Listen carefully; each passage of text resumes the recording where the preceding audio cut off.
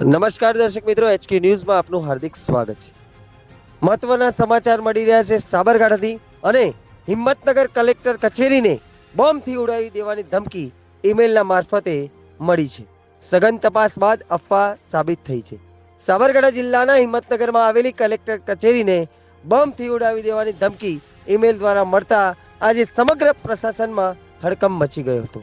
ધમકી મળતાની સાથે જ સુરક્ષા તંત્ર હરકતમાં આવી ગયું હતું। કલેક્ટર કચેરીને એક ઈમેલ મારફતે બોમ્બ બ્લાસ્ટની ધમકી આપવામાં આવી હતી। આ માહિતી મળતા જ local crime branch, special operation group, B division police station તથા બોમ્બ સ્ક્વોડ તથા ડોગ સ્ક્વોડ મોટો કાફલો તાત્કાલિક ઘટના સ્થળે પહોંચી ગયો હતો।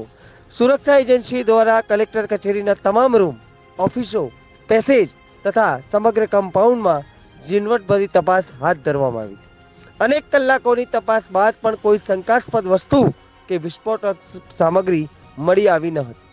સઘન ચેકિંગ અંતે આ ધમકી ખોટી હોવાનું સ્પષ્ટ થતા તંત્રએ રાહતનો શ્વાસ લીધો હતો। હાલ કોઈ ખતરો ન હોવાનું અધિકારીઓ દ્વારા જણાવવામાં આવ્યું હતું।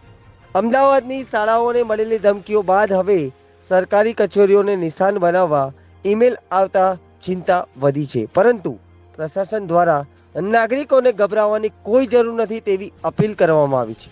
પોલીસે હવે આ ઈમેલ ક્યાંથી આવ્યો અને કોણે મોકલ્યો તેની સાયબર ક્રાઇમ તપાસ શરૂ કરી છે। રિપોર્ટર ઇલિયાસ મેમણ, હિંમતનગર, સાબરકાંઠા।